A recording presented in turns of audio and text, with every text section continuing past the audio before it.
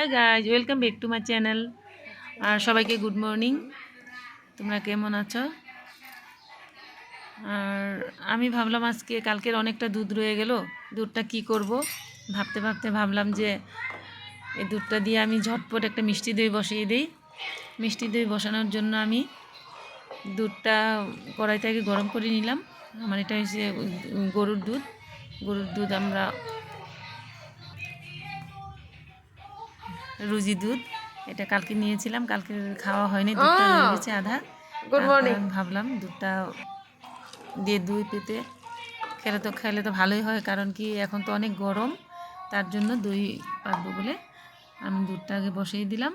তারপর আমি চিনি দিয়ে দিলাম, চিনি দিয়ে জাল করব, দুধটা অল্প ঘন করব, ঘন করে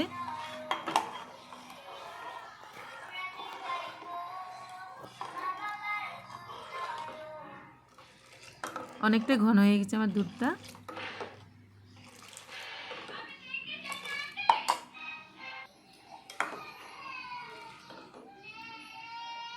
এখন আমি অল্প দুধ কাপে উঠিয়ে নিব, কাপে অল্প ঢেলে রেখে দুধটা আমি ঠান্ডা করব।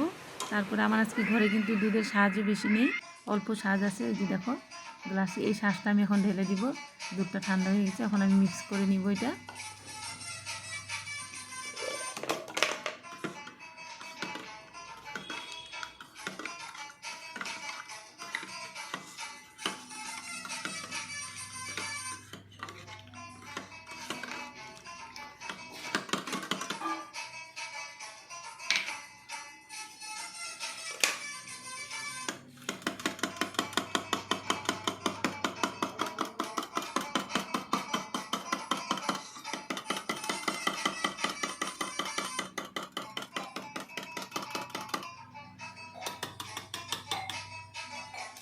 এখন আমি এটা রেখে দেব এক সাইডে। আর এই দুধটা গরম হওয়ার পর, ভালো করে অল্প ঘন হওয়ার পর আমি গ্যাসটা বন্ধ করে দিব।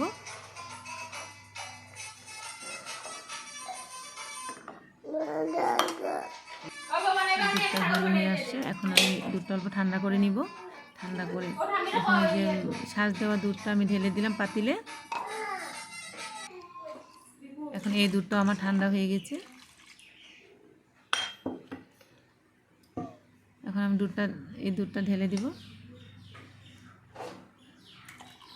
সাজের দুধের সাথে এটা একসাথে দিয়ে আমি অল্প এটা মিক্স করে নিব আটা দিয়ে।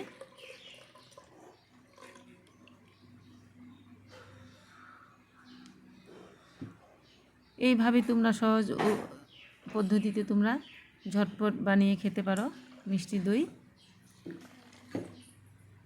সবসময় যে ক্যারামেল দিয়ে বানাইতে হবে তা কোনো কথা না, ক্যারামেল ছাড়াও বানানো হয়। আমি তো ক্যারামেল দিয়েও বানাই, এমনিও বানানো যায়। এই যে দেখো, এটাতে আমি ক্যারামেল দিইনি, চিনি দিয়ে কড়াইতে আমি ডাইরেক্ট দুধে চিনি দিয়ে আমি জাল দিয়ে দিলাম। আমি যে দই বানাই, দইটা তোমরা দেখবে। গরম চা ও সোনা ঠান্ডা হয়ে যাবে।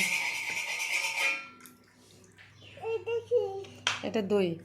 এখন আমি এখানে একটা ঢাকনা দিয়ে দেব। ঢাকনাটা দেওয়ার পর আমি এটা এক জায়গাতে কম্বল দিয়ে ঢেকে রেখে দেবো 4-5 ঘন্টার জন্য। তারপর আমার দইটা সম্পূর্ণ হয়ে যাবে, তোমরা দেখবে। এই যে আমি একটা কম্বল নিয়ে নিলাম। কম্বলটা নেওয়ার পর আমি এটা দইয়ের পাতিলটা রেখে 4-5টা ঢেকে দিব।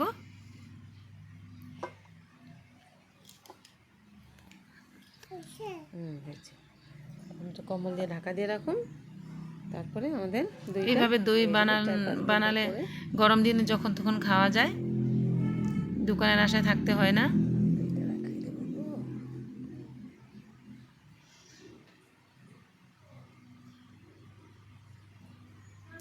এই দেখো, আমার 4-5 ঘন্টা হয়ে গেল। হওয়ার পর আমি এখন খুলে দেখব দইটা কি হলো, তোমাদেরকেও দেখাবো, তোমরাও দেখো। এই যে দেখো, দইটা আমার হয়ে গেল, পুরা কি সুন্দর দইটা হয়ে গেল। আমি এখন অল্প ফ্রিজে রেখে দিব, ফ্রিজে রাখলে আর অল্প ডাট হবে।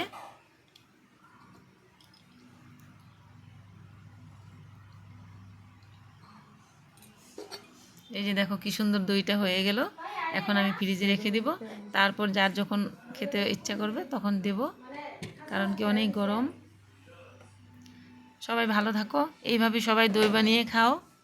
বাই সবাইকে।